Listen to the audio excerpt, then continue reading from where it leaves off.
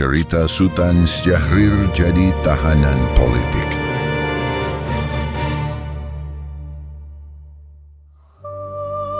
Ia memperjuangkan republik ini sejak sebelum Indonesia merdeka. Ia merancang arah bangsa, menggerakkan pemuda, dan menjadi otak intelektual di balik lahirnya Indonesia modern. Namun ketika wafat, ia tidak pulang sebagai pahlawan. Ia meninggal 11.500 km dari tanah airnya sebagai tahanan politik republik yang dulu ikut ia dirikan. Inilah tragedi Sultan Syahrir, seorang pemikir besar yang justru lebih banyak menderita di Indonesia merdeka daripada saat melawan penjajahan Belanda.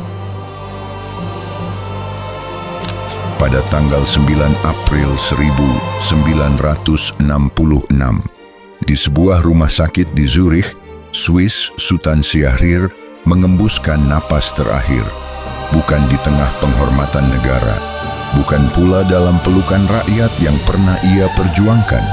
Ia meninggal dalam status yang menyayat hati, tahanan politik Republik Indonesia sendiri. Sungguh ironis. Padahal Syahrir bukan tokoh biasa. Ia adalah Perdana Menteri pertama Indonesia, arsitek intelektual Republik, penggerak pemuda, dan salah satu perumus arah bangsa setelah kemerdekaan.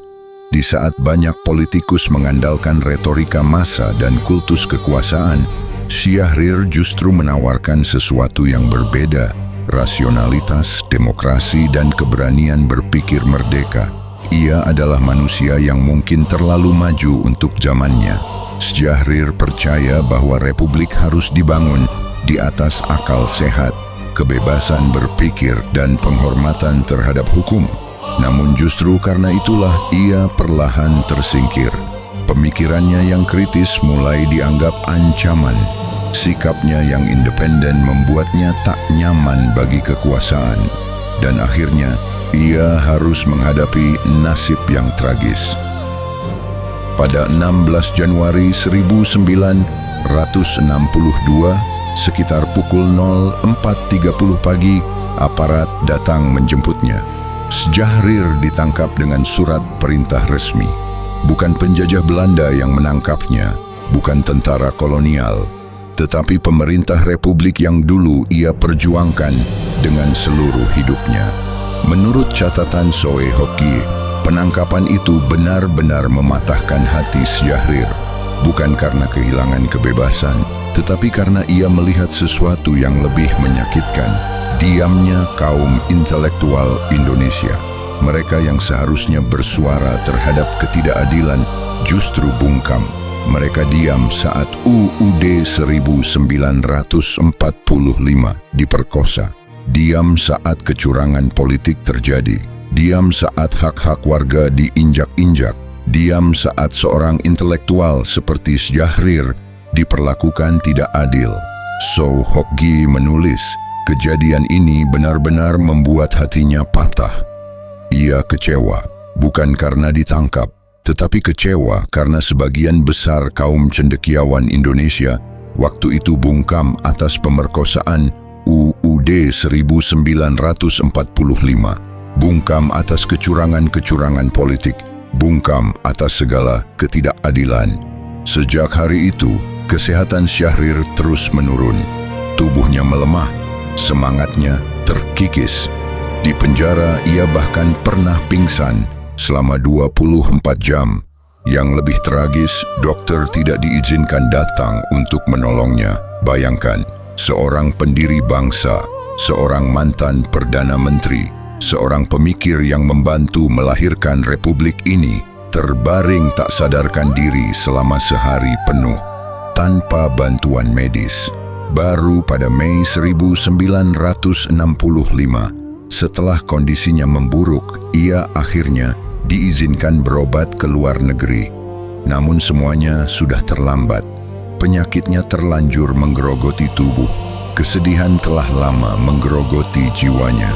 Dan pada 9 April 1966, Sultan Syahrir meninggal dunia di Zurich, masih berstatus tahanan politik.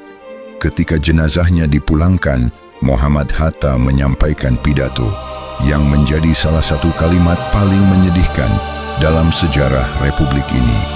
Bukankah itu suatu tragedi? Sultan Syahrir lebih banyak menderita dalam Republik Indonesia sendiri yang berdasarkan Pancasila daripada dalam Hindia Belanda kolonial yang ditentangnya. Kalimat itu seperti tamparan keras bagi bangsa ini. Bagaimana mungkin seorang pejuang kemerdekaan justru mengalami penderitaan terbesar setelah negaranya merdeka? Bagaimana mungkin seorang intelektual yang mengabdikan hidupnya untuk Republik harus meninggal dalam kesepian dan pengasingan? Mungkin karena bangsa ini terlalu sering gagal memahami orang-orang yang berpikir melampaui zamannya. Syahrir tidak pandai membangun kultus. Ia tidak haus pujian. Ia tidak pandai memainkan emosi massa. Ia hanya percaya pada ide, dialog, dan akal sehat. Tapol era Orba. Mereka pernah disebut musuh negara, dipenjara tanpa pengadilan, dibuang ke pulau terpencil, dibungkam, dilabeli berbahaya, bahkan setelah bebas pun tetap diawasi. Mereka adalah tahanan politik, atau yang lebih dikenal dengan sebutan tapol, sebuah istilah yang menjadi salah satu bab paling kelam dalam sejarah politik Indonesia. Dalam sejarah tahanan politik, tapol adalah orang-orang yang kehilangan kebebasannya bukan karena kejahatan pidana biasa, melainkan karena pandangan politik, ideologi, kritik terhadap penguasa, atau tuduhan yang berkaitan dengan ancaman terhadap negara. Di banyak negara, tapol menjadi simbol bagaimana kekuasaan dapat menggunakan hukum dan aparat untuk membungkam lawan atau suara yang dianggap berbahaya. Di Indonesia, istilah ini sangat lekat dengan beberapa periode sejarah penting. Pada masa kolonial Belanda, tokoh-tokoh seperti Soekarno, Muhammad Hatta, dan Sultan Syahrir pernah menjadi tahanan politik karena perjuangan mereka melawan penjajahan. Mereka dipenjara atau dibuang karena dianggap mengancam stabilitas pemerintah kolonial.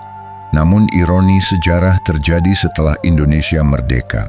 Status tahanan politik tidak hilang, ia justru hadir dalam bentuk baru. Pada era demokrasi terpimpin, sejumlah tokoh politik dan intelektual yang berbeda pandangan dengan pemerintah ditangkap tanpa proses hukum yang transparan. Salah satu yang paling tragis adalah Sultan Syahrir, Perdana Menteri pertama Indonesia, yang ditahan hingga akhirnya meninggal di pengasingan medis di Swiss pada 1966 dengan status tahanan politik. Bab paling besar terjadi setelah peristiwa 1965. Ratusan ribu orang ditangkap karena dituduh terkait atau bersimpati dengan PKI, seringkali tanpa bukti penting. Dan dalam politik yang semakin keras dan penuh kompromi kekuasaan, orang seperti Syahrir mudah sekali dianggap tidak relevan. Padahal justru orang-orang seperti dialah yang menjaga moral sebuah bangsa.